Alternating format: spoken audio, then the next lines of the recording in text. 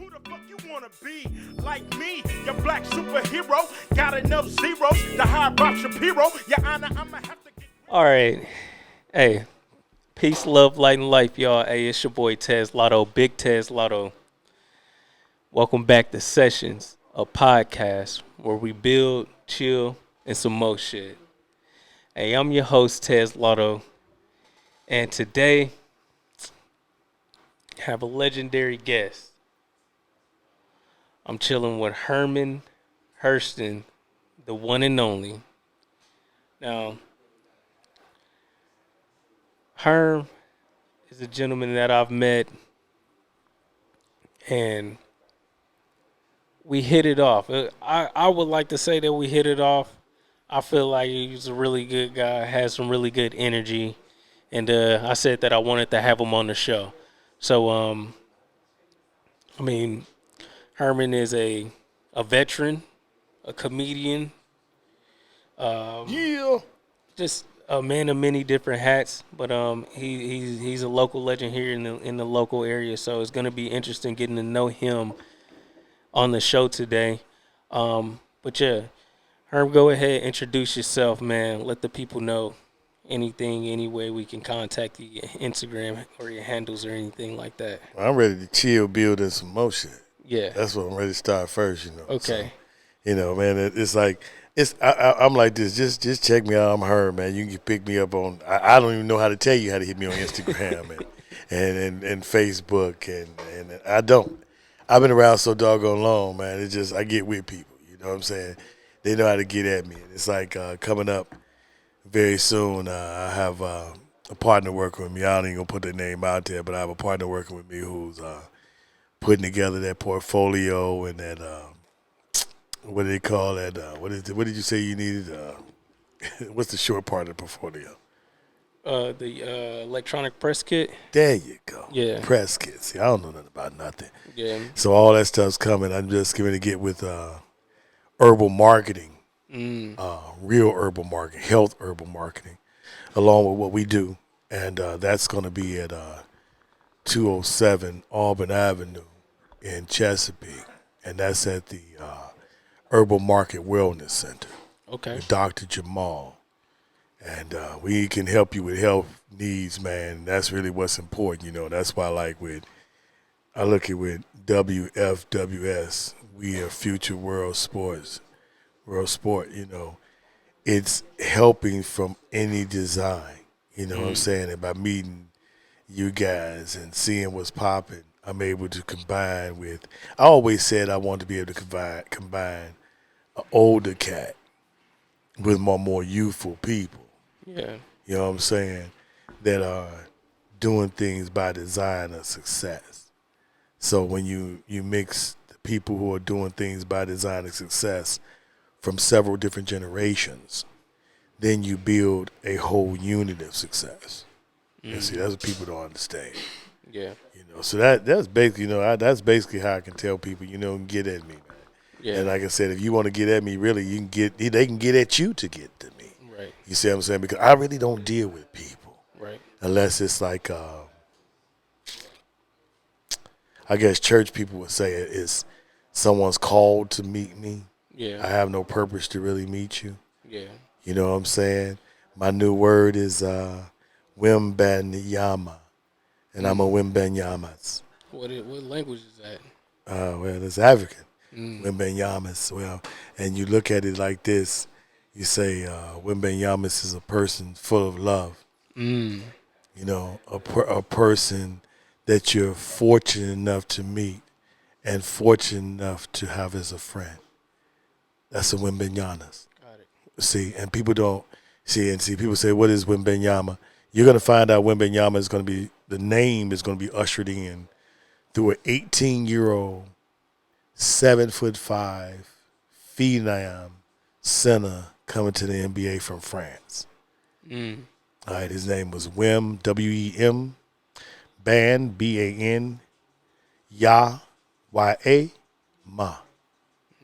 And I said, I looked into it, but what was fascinating, I'm into energies So I saw the way this guy moved and his motions. He was like a gazelle, bro. He like Kevin Durant at 7'5". Could you imagine it? No, I couldn't. Okay. 7'5". 7'5". That's wild. With his shoes on. And he's nice with it. And is he originally from France, or is he from like somewhere in Africa? You know, I didn't do any deeper background check. They just say he's coming out of France. Coming out of France, just like they say Lennox Lewis came out of London, but he's from Jamaica. Right. So you're right. You got to check that out. But I'm sharing that with you so you can study it with me. You know what I'm saying? You my brother. Yeah. You know what I'm saying? So I'm sharing that with you. Wembenyama, to tell you the spiritual meaning of it. Wembenyamas, and I include you in that thought as a Wembenyamas, you know, a person full of love, someone you're fortunate enough to meet and fortunate enough to have as a friend. So that's the only people I deal with. Like, I was trying to find a way to explain how to deal with life, you know what I'm saying? Yeah. And, you know, that's what cannabis explains, you know. Wembenyamas, you know, full of love, full of life. Yeah. You know what I'm saying? It's an expression. Yeah, and I think that's really what the essence of Sessions is, like the podcast coming together, you know, us chilling, building this emotion. So like it's a certain lifestyle that you get to experience, you know, coming across people or your paths crossing, and you getting to, you know, interact and get to know one another and build a bond. But thank you for coming on and us getting to have this time to sit down. So before we get started, because I do believe in mental health, awareness, I believe in positive self-talk, and I believe in daily affirmations. So it's a thing I do on my Twitter account. Tap in with me at Tezlato. We share the daily affirmations. Today's daily affirmation is, I am grounded in, I am connected to, and I am entrenched in my purpose. #affirmation game. Remember that, everybody. Take that message along with you. Just tap in with me on all social media at Tezlato, Future World Sport, FWS, a broadcasting network, the global standard. So, Herm, let's go ahead and get into it. So, where are you from originally? I am from a place called Gary, Indiana, man. Right. Northern part of Indiana, 10 minutes outside Chicago, Gary. A lot of people, you know, they recognize Gary by Michael Jackson, you know what I'm saying, Oscar Robertson, Glenn Robinson, people like that, you know. Yeah, got it. Yeah. And we had talked last time when I first met you and mentioned that I was also from the Midwest, from Kansas City, so I'm familiar with that part of the country. But yeah, as far as growing up in Gary, Indiana, how long did you spend there? Like, and how was your life growing up? Do you have a lot of siblings? What was the living situation like? Living situation, come from a mother and father. Never been from a broken home as far as my side. Now, I had a half-sister, you know what I'm saying, and from my father's first marriage, so it was like, that's basically what it was, a half-sister, my brother and myself from my mom. My sister didn't live with me till I was like 7, and my brother was born when I was like 7. So I was the only child, basically, until I was 7 years old, and that changed a lot of things because it made the demographics of attention on the child change because, you know, I was the only kid. Now I got a sister with special attention needed because she coming in, and I got a baby that's coming in. So I worked out things by, you know, I just became athletic in Gary. You know, that's the athleticism and being a part of the choir. I was in the choir in the kindergarten. And I stayed in the choir from the kindergarten through like the 8th grade. Okay. That's something that kept me kind of grounded because I was busy and, you know, I was, you know, you be in those different things. They had those choir competitions because the music competitions. Yeah. So that was band and music. So I interacted with people, you know. And then by the time I was in 6th grade, I got into sports in Gary. You know, Because Gary's a dangerous place. You know, it was known as a murder capital for like 20 years. So it was a rough spot. It really was. But then I found other stuff to do, man. Then by the time I was in 8th grade, 7th grade, I was running track. And I was playing football, basketball, and running cross country. And I had a 3.2 grade point average. So by the time I was in 8th grade, I did the same thing: basketball, football, cross country, and basketball. Then football. Then I did my thing, and I got a trophy from it. You know, Alan Page for the Minnesota Vikings gave me my first trophy ever. I received on a large level when I was in 8th grade. But as a kid, man, I was always destined to do what I do. And it has nothing to do with being a star. It's just that, if you know what you are inside and you enjoy what you are inside, there'll be ups and downs along the road, but stay true to who you are. The world wants you to, try to, be able to conform to what the world wants you to be. But being from Gary, I never knew nothing about, we from the Midwest, man. I never knew nothing about, we don't know nothing about L.A. Yeah. We don't know nothing about New York. We don't even know nothing about Atlanta. Yeah. You know what I'm saying? We trying to go based off of what we may see visually, what we may be hearing musically, and what we dream to be, cuz. Yeah. You know what I'm saying? Ain't nobody around us floating around superstars that we touching every day. We going to regular malls doing regular stuff from the Midwest. You feel me? So, all right, so back then, what was a typical, Friday night like in Gary, Indiana, when you were say for instance 10 or something, 10? Yeah, what were you doing? Going to the movies or something, or 10. 10 was a scramble time in life, man. That's lost kid life for me. Right.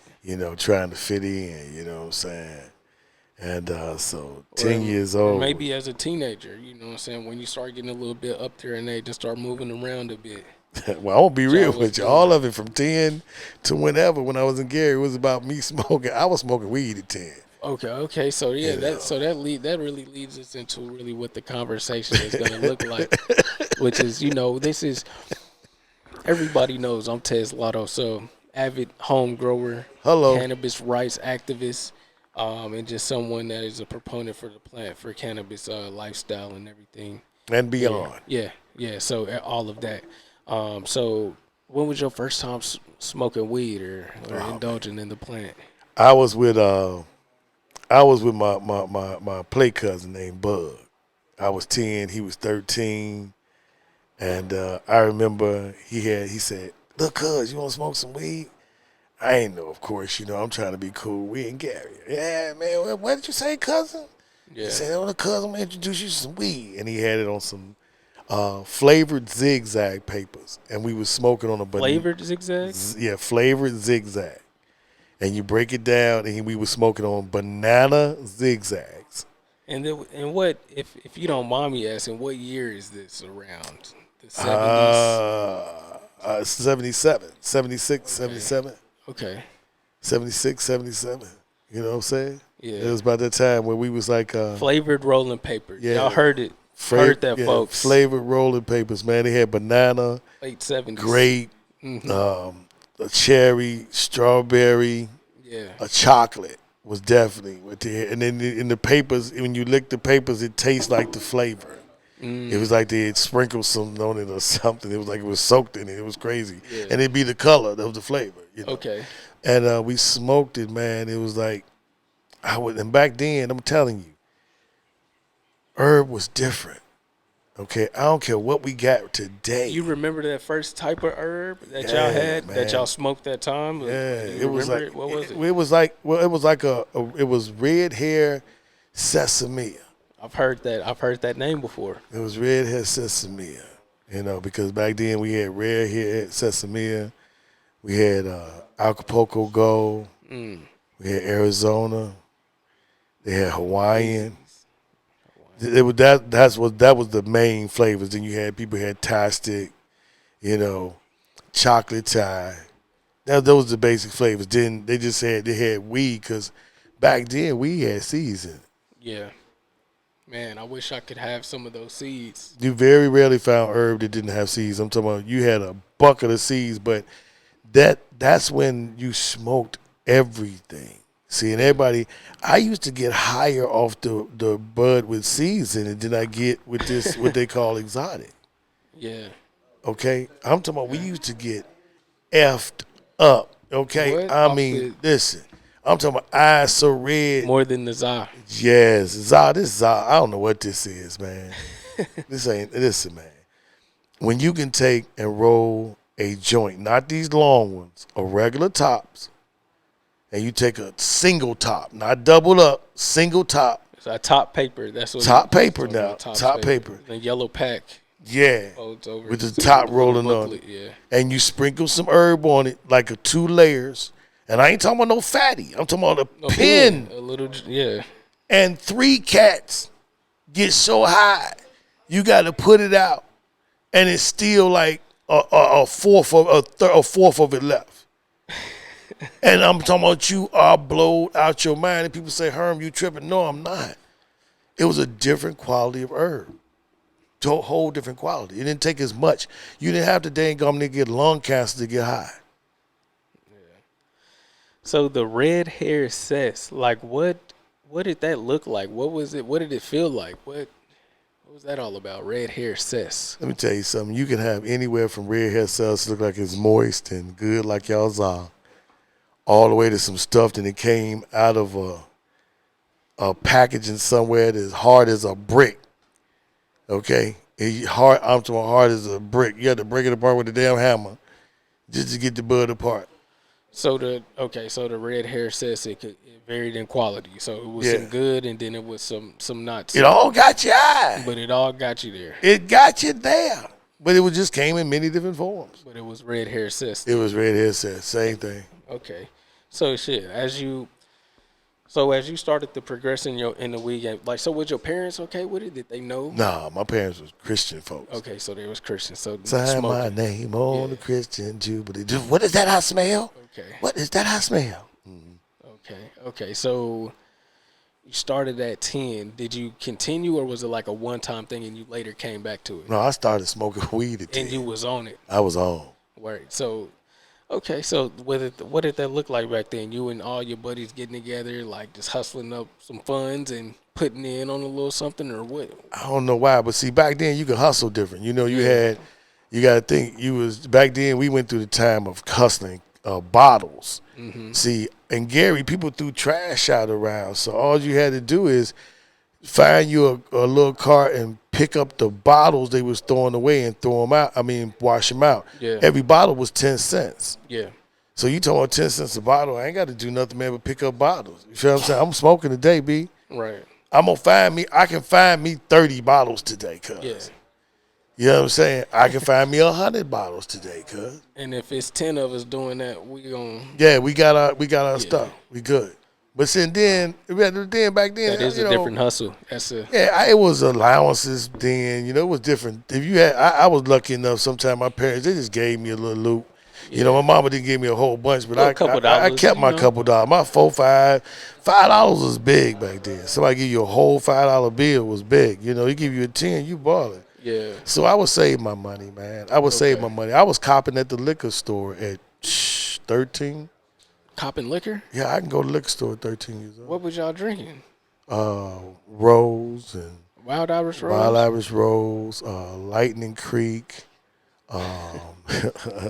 Mad Dog 2020. Damn, MD 2020. Screwdriver. That's a classic. Hey, shouts out to Mad Dog 2020. Y'all been holding it down because that was a thing when I was in college. Yeah. See, y'all got a chance to get the flavors. We just had the grape and the white. Wasn't no damn. Wasn't no flavors because it was either purple or white. Wasn't no kiwi and all that, y'all. You had to go hard or do nothing at all.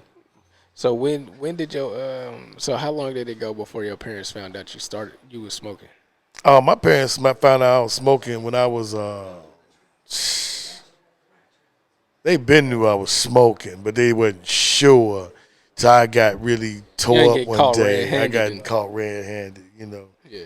And then it wasn't I got high, man. My daddy was always, I know you're smelling like that herbs, boy. Your eyes looking on. You had to keep Visine in your pocket. Yeah. Because it's always like Murder, She Wrote when it came to marijuana back then. Yeah. And so we always had to sneak, Yeah. And I just did it, I sneak. But but you think my aunts and everybody, my aunt, my cousins, all of them, they got high. Yeah. So all they had to go was go over somebody's house. So cannabis was always a thing like in the community. Cannabis was always a thing in the community. Got Okay, it. because everybody, excuse me, everybody was getting high. What did the law look like back then? What was the jail time? Do you remember that being a thing? Like people going to jail for cannabis or Man, I'm from Gary, man. yeah. It wasn't. That was just man, like it was just what it was. It's just normal. Weed is like folks was killing folks in Gary. They wouldn't wouldn't care about no weed. Yeah, I know. You know what I'm saying? If you got caught, I remember one time I never forget this. We was driving a 1967 New Yorker, and my partner's daddy car. Man, epic. He always kept it in the garage, right? Garage kept all car. We playing Nightmares of the Night. Is it just your imagination or reality? We got 2 ounces in the car. Damn. Back then, it was four finger ounces. Them ounces might have been what y'all have, equivalent to y'all quarter pound. Okay? And we had 2 ounces. Wait, 4-finger ounces. Yeah, they was called 4 finger ounces. So you in the bag fills up to about 4 fingers. 4 fingers. Is That's 4 finger I've heard ounce. about that before. Yeah. So they didn't put it on the scale. They just 4 fingers. 4 fingers. Okay. Whoever hit 4 finger out, that was an ounce, 4 fingers. Damn. And you never got an ounce. You always had an ounce and a half, ounce and a quarter. Yeah. Brother hands with big, shit. you might have damn near 2 ounces because you had garbage. Listen, it wasn't like now. They had garbage. But it is like it is now, like they're showing you now. Yeah. But they had garbage bags. I knew people that had barrels of marijuana. Yeah. You know what I'm saying? It wasn't like, when you got a $50 bag of weed, it was like It was a lot. a lot of weed. Yeah. And people were just smoking it like whatever. Like were giving joints away and like just out smoking. Yeah, it was cool. So what did y'all do like as teenagers and stuff like that? Were y'all like hitting up the park smoking and shit like that? Yeah. We hit up Gleason Park, and all the cars would line up in the park, and nobody would bother you in the park. Yeah. Because you were centrally located, As long as, you didn't, the thing is about that was littering. Yeah. Excuse me, don't leave no garbage outside. Yeah. Y'all smoke all you want, pick up your big cans. Got it. So this is during the time like all the hippies and the summer of love and all of that shit was cracking off, right? Or that was back when you had first started smoking. You said Okay. late 70s it was when you started smoking? Yeah, I started smoking in the late 70s. See, Okay, I didn't come up really came, in the hippie era. You came of age in the 80s. Yeah, I lived in the 80s. I came out in 86, so I lived in the 80s. Got it. People, I lived in the 80s and I know the 70s. You feel what I'm saying? But I'm a 60s baby. Yeah, okay. But as far as like ripping and running, it's the 80s. It's the 80s. Damn, so 80s in Gary. And that's during the hip hop. Yeah, money soaring at a record high. People coming, people going, people want to die. What were y'all wearing? What was your favorite shoe? What was something clean you step out in? Like a brand? That's when people was wearing British Nikes and no, wait. Hold. No one no British Nikes. No, wait a minute. Was it? Yeah. That's that era. British Nikes and Troops, cross colors. Okay. That's that era. That's the era.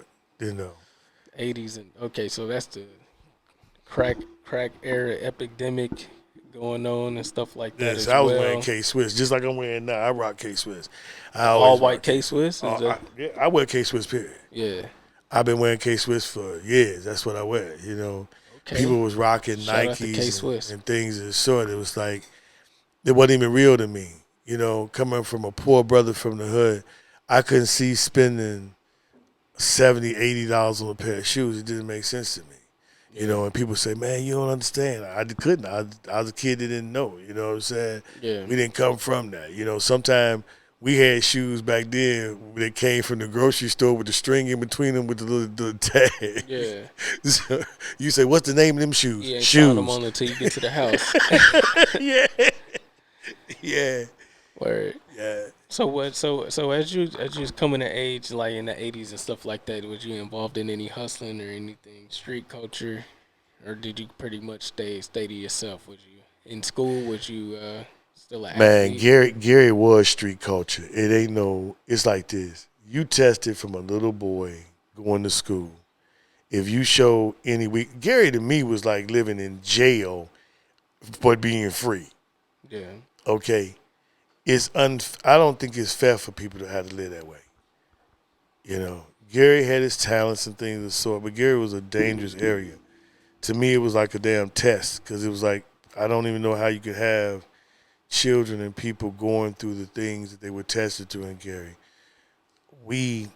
Crack didn't have to hit Gary. We already had heroin and alcoholics, so Yeah. we didn't need crack cocaine. Right. Crack cocaine was just to wipe out the rest of the people that was already gone. Something was gonna get you. Yeah, you know what I'm saying? So to make it out of Gary was the thing, Yeah. to make it out of there. Because we smoke weed just to deal with everyday life. So so going along in life this whole time, you smoking, you got the cannabis and everything like that. So have you ever had any well no, before we get into that. When you were coming up, what was y'all smoking out of? Was it papers up until what, the 90s? Papers into the 90s? Papers. You said the 90s. Are you kidding me? Listen. When did y'all start smoking blunts? Was that You the talking 80s? about, I came out in 86, man. You talking about the experimental kids. We was the kids that endangered y'all lives. Okay? Real So talk. y'all We were was, doing all the bongs the and year shit like 86 was the year of, we're not going to take it. No, we ain't going to take it. And see, white folks started rebelling across the country during that time, right? that? Yeah.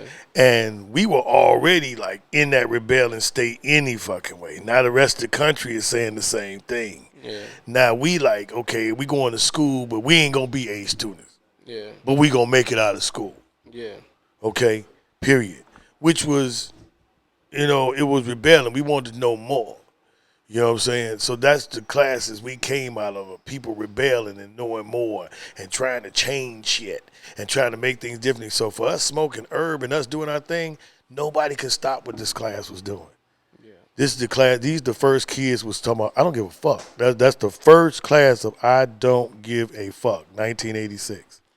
And when did NWA come out? What was that, 1990s? NWA came out, Niggas Without You came out in 1990, 91, they were national because I was just coming back from the war in 1990. When I left, before I went to the war, I was listening to Elvis was a hero the most, but he never gave a damn about a brother.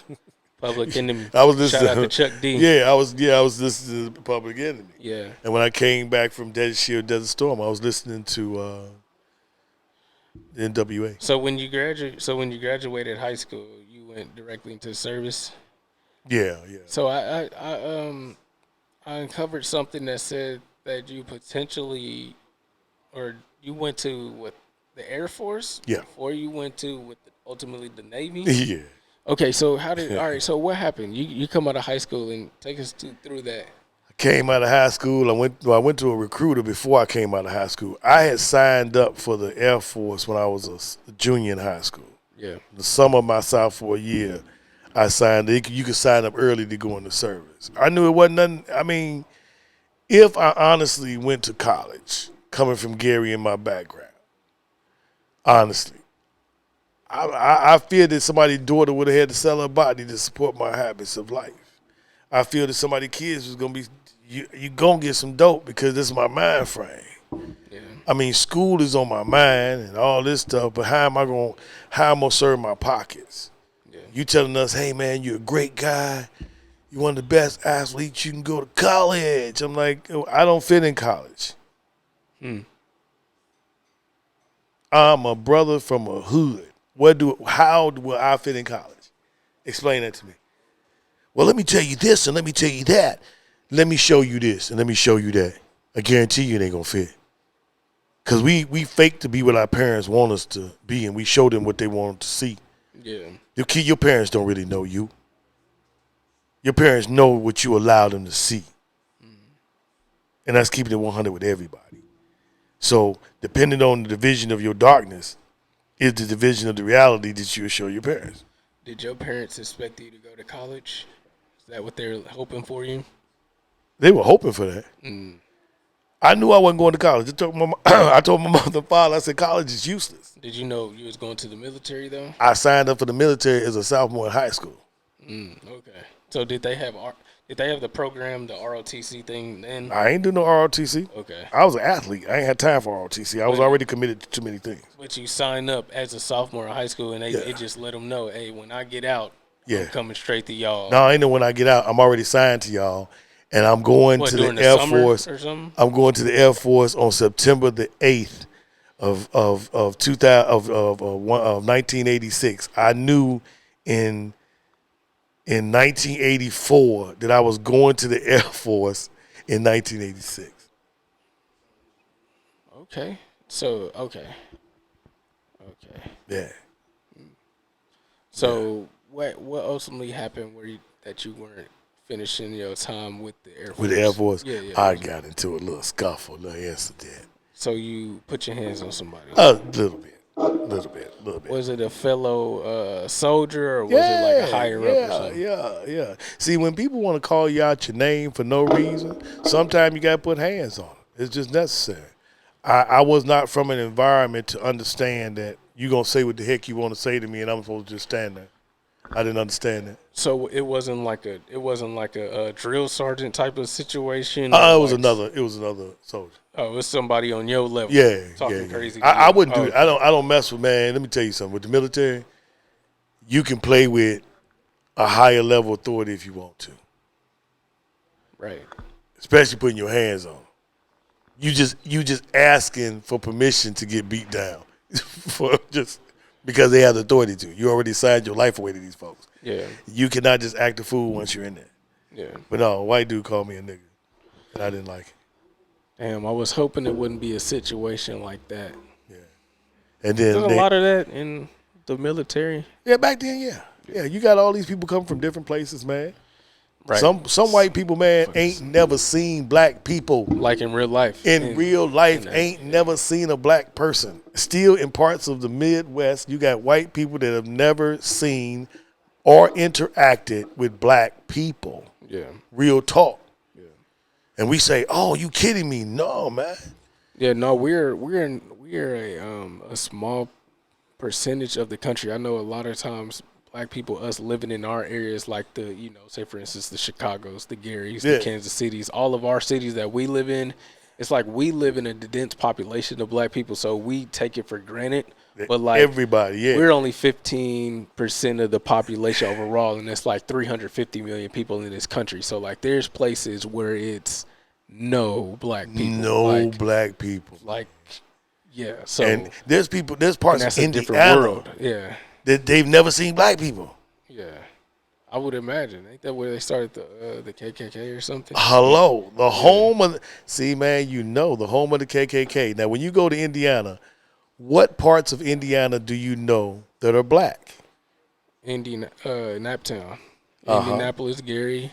All right, and that's it. Yeah, okay. Now you got Indianapolis. Now this is how they go.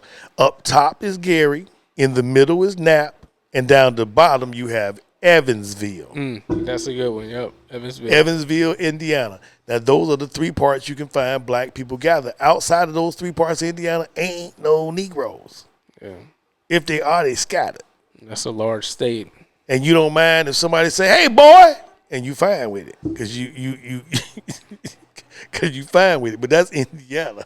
Yeah, that's Indiana. But long as you know what you're dealing with. Yeah, I'm not offended by anything because it's what people know, man. Yeah, it's what people know. You know what I'm saying? And we take offense because we are without knowing.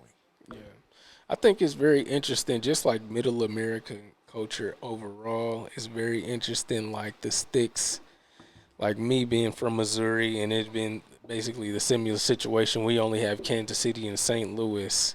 Those Yeah. are the two black cities, but the state of Missouri is huge. So it's like, but there are smaller towns where it's like more country, rural towns where there's a lot of black people and things like that, like Sykeston, Missouri, and you get down in there. But it's very interesting, man, because I don't know. I haven't really experienced a lot of racism, but like, it is what it is, man. It's just You've it's experienced different. racism, but you call it prejudice. Yeah. Okay? Now, but racism is this. Racism has nothing to do with your color. Okay? Prejudgment has something to do with your color. Racism is an economic conversation. And you're not in the race. So therefore you can't be racist. You have no financial pool to be racist. You're not in the race. You're not in a high enough level to make any decisions. So there's no brown individual or indigenous person that can be racist. It's impossible. We have no economic control to be racist. Now we can be prejudiced. I can have judgment against you, but I can't be racist. I'm not in the financial race. He who controls all finances controls are racist. So it's an economic power thing. That's right. Okay. Agreed. Okay. So growing up, and we're gonna get back to the cannabis conversation. Let's go back a little bit. So no. You went to the military, so you had to stop smoking, right? Yeah. Okay. So you stopped smoking for like what, 10 years or something? Nah. So I was smoking for probably about 8 months, whenever I went to boot camp and in between the like little stints. And listen, man. I got high. I'm out of the service. I got high at the bases I was at, cuz. Damn. Okay? Listen, you have to be smart, man, and utilize your skills. See, now I probably would have been one of those type of motherfuckers in the military. Yeah. Find out how we gonna be smoking and all kind of cool shit while we Yeah, I worked in the operating room, so it's like this, man. By the time I started working in the hospital, before I started working in the operating room, yeah, I knew the certain tools and stuff that you can get to be able to pass a piss test. Okay, let me tell you how to pass a piss test. I'm going to tell you in the military. You go and you get you a 50cc IV bag. 50cc IV bag. Mm-hmm. It's about this big. Okay. You punch the hole in it. You punch a hole in it with the what's a doggone, what do you call it? It's like it's just the siphon that pulls the stuff in and out of liquids in. Like syringe? Yeah, syringe. Okay. I couldn't even think of syringe at the time. So you get your syringe, get you a 50cc bag, get you some micro tubing, some micro IV tubing with the roller on it, micro IV tubing, and you get you some clear tape. That's all you need. And this is a hookup. And then you get somebody to pee for you, okay? And you make sure that the pee, you have a temperature bottle, so that the pee, when you put it into the 50cc bag, is about 102, 103 degrees, okay? Then you tape that shit to your chest. Put it on a T-shirt, tape that shit to your chest. You know what I'm saying? To your chest, hold up. That's so you taping it to your chest. You're taping it to your chest. You take the IV tube, all right, and it's closed. It's on close. And you measure the tube all the way down, past the side of your balls, then all the way down to the tip of your penis. And you take clear tape and you tape it along the way, all the way down. All right, and tape it up, or tape a few spots on your stomach so it don't. And you put the valve, like when you unzip your pants, you put the valve right inside your pants. So you grab the tip of your penis, hold in the holes, boom, open it up, and it runs out. And by the time they test you, from the temperature dropping, and they're holding on and maintaining your body temperature, it'll be at around about 98, 99 degrees. That's what you needed. And you did that for how many years? 8. 8 years? Yeah. How many times a year? Just once? Oh, man. No, listen, then you got to have other skills. God damn. Then the person that did the urinalysis was a female. Okay. Yeah, so we became very close. Okay. Yeah. That's how you do that. That's how you do that. And that's official. Yeah. Okay, yeah. So I heard there's some wild shit like you take a bunch of niacin pills, and they got this other method where you take like gelatin powder or Okay. something like that, and supposedly lock up your kidneys and do some other Yeah, weird yeah, shit. have you damn near dead. Yeah. That's all crazy, but I probably wouldn't have Like a been dude able said, to do that. you put a cap of bleach Yeah. in some, And some water. Powerade I or was some like, shit. what? A gallon of yeah. Man, I put it like this. The dude told me he tried it. He said, man, he said they told him to put the bleach in some water. So he decided to do it. Yeah. And he said he knew something was wrong when he poured the bleach in some red Kool-Aid and the Kool-Aid went clear. I said, I wouldn't have did that right then. Are you crazy? And he drank it anyway. He ended up in the hospital. Like he should have. That's what happens when you drink bleach.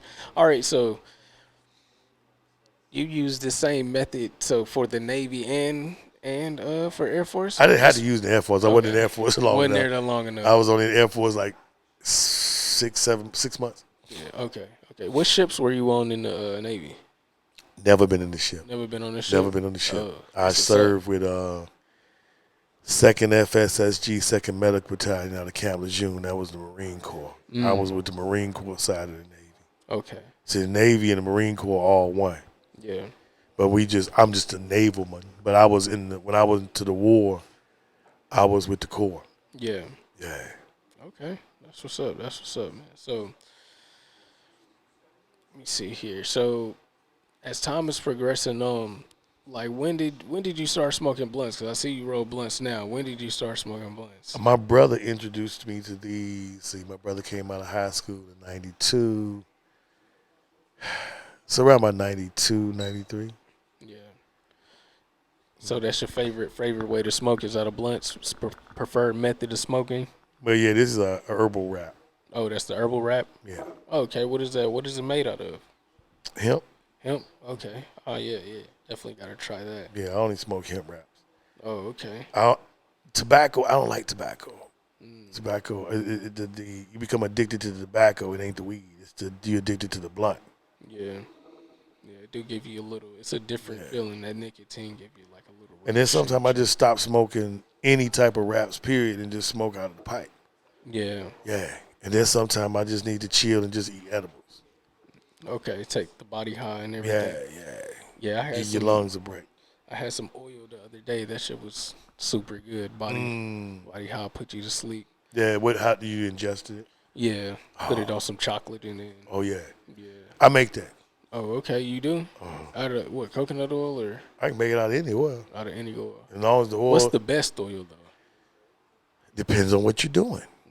It's the best oil for what, like, you want to do for eating. ingestion, coconut oil. Okay. What if I want to do a topical, like skin? Topical? It has to be mixed with a shea butter or coconut oil. God, and shea butter. Okay. Now, see, I take a shea butter and I mix I have a THC mixture that I use shea butter, and it turns the shea butter into like a whipped cream. And it's very, very, very nice, and it helps with pain, arthritis.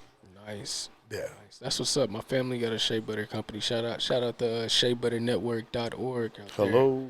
Yeah. Tap in, definitely. So, yeah, man. So what over the years, what is one of the most your favorite strains that you've liked over the years? Something that probably that was out back in the day, or something that you came across one point in time in your life. You was like, man, I need some of that. Like, I need to find that. That blue hair Hawaiian. Blue Hawaiian. Yeah. It was beautiful. I ain't had that in a while, and I really like that Acapulco Gold used to be the ultimate. Okay. It used to be the ultimate. Now today's weed, I like Cess. Cess was always good with me. Cess was always good, and you could not go wrong with sesame. Redhead Cess, you couldn't go wrong. Now today,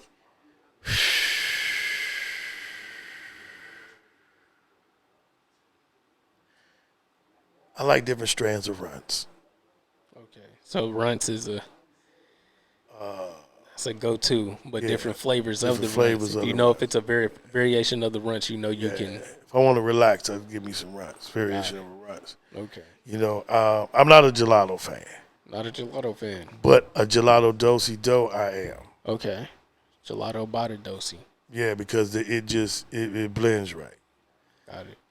Train wreck can call me all day long. Train wreck. If it's grown right, train wreck can call me all What's day. train wreck? Is that I think that's a sativa, right? It's like more of a heady. It's a hybrid, Okay, it's a hybrid. but it's the bomb. Oh man, I don't go to sleep. Yeah. I don't get hyper. Yeah. I'm right there. Yeah. Yeah. That's what's up. I like a lot of I like weed overall. Yeah, me You know, too. like- There you go. I can just give me the tree. I gotta find if it's not one of those things where I can smoke it during the day, I can figure out how I need to consume it, regardless of the type that it is. But I would prefer something that's a hybrid, more sativa leaning. But shit, man, I've been trying to search for something a little bit more potent nowadays. I've been looking at something called a Malawi from Africa. It's like a true sativa. It take like 15 weeks to flower out. So Okay. like it take you like 3 months basically to flower out the plant overall. But yeah. But yeah, I like growing and I like smoking and hey, whatever. Good things come to those who wait. So take your time with it. You know? Yeah, definitely. Take your time. So what's the best experience you ever had with cannabis? Like whether it was a vacation, an experience, a moment, a meal, like whenever, just a time you had it was good and cannabis best was at the time? center. Yeah. The best time. I was in Ochos Rios. Jamaica. Yeah, I was in Ochos Rios, Jamaica, and I was on like my third trip. And I remember, you know, the first time I got some herb, it was in Montego Bay. I was Okay. a little anxious. So, you know, they screw you in Montego Bay because it's Americanized, you know what I'm saying? Yeah. So then if you get it from the truck, the driver, you know what I'm saying, he going to give you like double that, maybe triple that, you know what I'm saying? But still you ain't getting what you're supposed to get in Jamaica. Understand? If you wait till they tell the person who carries your bags to your room, that's who you ask to get you weed in Jamaica. Right, because he was probably living in the neighborhood. He worked. Yeah, the well, he's hotel and used to everything. people coming in and asking. Yeah. So I said, "Yeah, man." I was sitting looking for some herbs. He said, "Herbs, yeah, man. You smoke?" I said, "Yeah." He said, $20, man. I said, "All right." I gave this dude $20. He came back. I wish I had a scale. I knew it was a half pound, Damn. a quarter pound. It's a bag full of buds. Huh? Listen, man. It wasn't even a bag full of buds. It's like he took some off a tree. Like some branches. Like branches, and he folded the mug up. It was like a stack of 5 folds, man, like that. It was just buds, thick buds, and it was so crystallized with so many crystals, and it was beautiful. You know, it was beautiful. And we could not finish. A blunt. We couldn't finish the mug. Damn. So what, y'all just rolling them up and tossing them when y'all get Yeah, halfway? because we had to get out of there, man. We were there for 8 days. Yeah. And I got $20 worth of herb, man, and that lasted forever. That's how I ended up getting busted with some herb coming home because I tried to bring some home. Wait. Yeah, I was young and stupid. So how did that happen? Where did you try to stash it? Huh? Where did you try to stash it? In a leaf. It was in my pants. Oh, okay. But I had some more in my wallet. What they smelled it and They had dogs and everything. I was coming from Atlanta. I landed in Atlanta. And I ended up getting booked through Clayton County. damn, Clayton County? Yeah. Oh, wow. Yeah, man. That's so crazy, man. How long you go down for that? Was it like something quick or? Yeah, it was quick. I was only there for like You was in the 2 military at the days. time? No, I was at the radio. I missed. Okay. Oh, this is why I was supposed to be doing a post-college. concert with Biggie Smalls that day. Damn. Okay. And we ended up we were supposed to be doing Jams Fest, and we were supposed to open for Jams Fest. I ended up missing Jams Fest because I was in jail. Yeah. It was crazy, man. I missed that. It was crazy though. So just kind of like fast forward. Okay, so you went to the military. Mm-hmm. You got out. You started doing comedy Yeah. and then radio. Yeah. And at one point in time, you were doing all three, working at the military hospital, working at radio, and then also at Doing nighttime comedy. doing the comedy as well. Yeah. So like during those times, how was that? How was your life then? What was the lifestyle like then? Busy, you know. Busy as hell. It was busy as hell, but it was beautiful. I just bought a 5-bedroom house. You know what I'm saying? I was 22 years old. I bought a 5-bedroom house. I was 22. And I was living like I wanted to. You know what I'm saying? I was just doing radio. I was already doing comedy. And they just gave me a gig in radio. And when I got the gig in radio, the following week, I got to audition for Def Comedy Jams. Yeah. And then I flew to New York the following week. So this happened, bam, bam, bam, bam. I was working in the hospital one day and doing comedy at night. Yeah. And then after taking some comics to the radio station, I was offered a job. I got the job in radio, went and did comedy at the same spot that I've been doing, and I auditioned for Def Jams. I didn't even make an audition. They flew him in to see. They flew Bob Sumner in. Bob Sumner came to Virginia. People can verify that he came to Virginia to see me at the not Norfolk, what was it called? Spotlight Comedy Theater. Mm-hmm. And then I did Def Jams, and that was it. You know, that was me doing my thing. Yeah. Okay. Yeah. I like when people say, "How did it happen?" Bruh, I can really say I ain't a church person, but I can tell you it was a God thing. Yeah. Or the It's a God blessing, in me, but it's something bigger than me. Yeah. That's the only way I can explain. So, do comedians they smoke a lot of weed, a lot of cannabis? Comedians. Most comedians have some type of vice. So, can you be high and be on stage? Oh yeah, that's my function. I can be high. I can be high and work in the operating room. So, as far as the cannabis, what I want to ask you, have you ever tried to grow? Now that it is legal for you to grow it here, have you tried yet? Mm-hmm. Any success? Do you like it? Yeah. Okay. I've had success. It's just I don't have time. Growing cannabis is like having a pet. Yeah. You got to nurture it, man. You can't. You know, when cannabis get dry, it ain't no time for screwing up. It's dry. You know what I'm saying? When cannabis needs to be fed, it needs to be fed. If the leaves are turning yellow, you got to understand what's going on. You got to be able to read and understand that plant. Yeah. So if you're not ready to take on a pet, then I'm sorry. The cannabis is like having a parrot. You know? Yeah, it's definitely something you got to tend to and take care Yeah, you got to tend to it and nurture it. Yeah. No, I encourage everybody out there at least try to go, grow your own plant at least once, just to develop a new relationship with the herb. But yeah, so we're doing comedy and we're doing the radio. Let me see here. I got some things written down here. So let's go back. Oh yeah, so you got your. I see here that you got your start at a club called the Royal Blue Nightclub. Oh yeah. So that's on East Little Creek.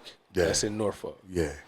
That they're closed now. I believe so. Okay. I don't know nothing about it from back then, man. Yeah. But that's where you got your start at. The Royal Blue. Yep. So what was Norfolk like around that time, like back then? Did they have multiple comedy rooms? Is a big comedy scene back then? Nah, man. Norfolk, man. It wasn't. The stuff that you see now wasn't even in existence back then. You know, in existence, it's like the highways were totally different. Yeah. You know, you didn't have a highway. You didn't have a one tunnel going both sides. Didn't have a one tunnel. Yeah. Okay, and I'm talking about one tunnel where the traffic was on both sides coming back and forth. Yeah. Then they built a second tunnel. Yeah. Wasn't no 664 and all this stuff. All this stuff was just a country area, man. Okay. So Little Creek was like the hot street. It was the military street. Little Creek. Little Creek. Folks Little Creek. Little Creek Road. Little Creek Road. No, Little Creek Road. Was the bank? Was that thing back there? What's that? The bank. What's that? It's like a little. It's like a bar or something that's on Little Creek now. I don't know. But yeah, I was wondering if it was one of them things that was open back then in the days. See, Hampton Roads has its times and eras, man. I never was I did Little Creek, and then I left Little Creek early because somebody invited me to do. Someone invited me to do Spotlight Comedy Theater, Got it. and when they came and got me to do Spotlight Comedy Theater, Yeah. that was it. I was done. That's when I started doing, professional comedy. Yeah. And in doing professional comedy, that was it. I had it was curtailed for me. I had a DJ. I was in a hotel. I became the only host, and it was amazing, And then that's when I met like DJ Shock. He's now the mayor of Highland, Ohio. He's a mayor out there. He used to be in the Marine Corps. Yeah. He's retired. But DJ Shock was the one that put me on. And then after I met DJ Shock and he left and went out of, he left with the Marine Corps for his next duty station, then Joe Pro became my DJ. Yeah. DJ Joe Pro. And Joe Pro, people don't understand. I tell people all the time, Joe Pro still doing his thing, do your thing, dog. But at the same time, he used to be a ventriloquist. Yeah. He was a great ventriloquist. Yeah. Wow. With the puppets and shit. Okay. Yeah. I don't think I gotta look him up. I don't think I've seen him. You never heard of Joe Pro? No, black ventriloquist? No, but Joe Pro is the dude, he's like Luke Skywalker now. You never heard of Joe Pro? No. Man, Joe Pro do anytime you I don't know how you ain't heard of Joe. Yeah. Anytime you got anything with the ladies, he's a gentleman's club guy. Yeah. So did we talk last time about George Washington Carver coming up with uses for the hemp plant? Yes. All right, so let's dive a little bit more into that. Like, as far as that information, was he researching like the consumption, or I believe you said that it was like an industrial use that he was studying, right? The industrial uses of cannabis. George Washington Carver was studying the purposes of things, not the usages, the purpose. Other people find the usages. The genius doesn't need to find the usages. You're trying to find the purpose. Period. The purpose. If it doesn't serve a purpose, there's no usage that would be involved. Yeah. You have to find something with purpose to use it. Yeah. So he was the purpose finder. Well, we have cannabis, and cannabis is a plant, a beautiful flower, and this flower gives us a chance to be ingenious when it comes to medicine and diet and sleep and health and weight, arthritis, and he would go through the things, and then telling you that cannabis can be used, a strong plant and fiber brought together can be used to make an automobile. It can be used to make paper. It can be used to make clothing. That's how George Washington Carver, Yeah. So there are a multitude of things that marijuana can be used for. The consumption as a recreation is like abuse of marijuana. Yeah. Okay. We use marijuana like we use sex. Sex is for reproduction. Okay, we use it as recreation. And if you told someone, they get mad at you for telling them the truth. Marijuana has purposes. What do you feel like the purpose of marijuana is? It has multitudes of purposes. First of all, number one, marijuana, the pineal gland is decalcified by the usage of marijuana. So therefore, it has a very, very ultimate part in life and opening you up to receive. So when you say the pineal gland is decalcified by using marijuana, so the calcification of the pineal gland, that is what, like a buildup of something, some type of substance of sort around the pineal gland, which is that's located in the brain, right? Okay, so like, what's the just to break it down for people who are listening who never heard of it, what's the benefit of having your pineal gland decalcified? What's the use of your pineal gland?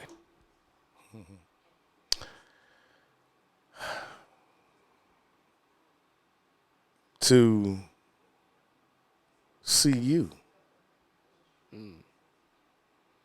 to see that within you, you graduate within you, to see within you your growth within you, and to be able to assimilate the thought, to be able to receive and repel things that are needed for growth for you, each and every individual.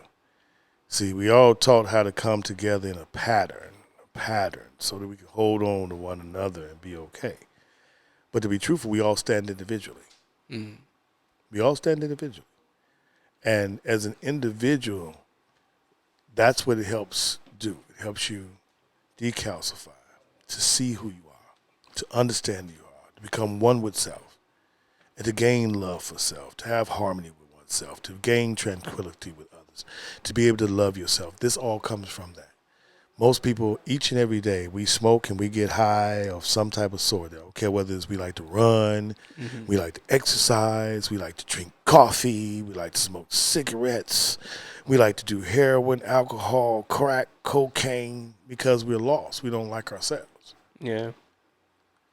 We spend most of our times in life putting on, building character. But who are you? Who are you? I ask people, who are you? And this is what it helped you do. Got it. So what's a good like cannabis routine for somebody, or what's your preferred cannabis routine? Are you like a wake and bake type of person, or do you smoke it later on in the day? So how do you you smoke all day type of person, or I'm what? a weed Stoner? no, I'm a weed consumer. Word. I'm not a stoner, because see, stoners don't do nothing. Word. Stoners don't get anything You maintain done. productivity. Yeah, I maintain productivity. I'm a functioning weed head. Word. I'm a functioning head. Got it. Yeah. What's some of your favorite music to listen to while you blowing the herb? Depending on what I'm feeling. Most times, man, nowadays I'm Frankie Beverly of any sort. Okay. I'm just Frankie Beverly of any sort, man. It's like I'm tired of listening to love songs. Yeah. I'm sick of love songs. I don't want to hear not one more dude talk about women. I don't want to hear no woman tell me about no other dude. It's just like you ain't got nothing else to talk about. Right. It's like me and Nas so fascinated with women like they new products. I'm like, dude, it's just a lady, man. Calm down. They smitten. That's what they. Calm down. It's just a lady. Treat her cool. Everything's good. You going out your way. Go out your way. You're going to end up with something you don't want. Calm down. Smoke this. Chill. Yeah, right. Have some sessions.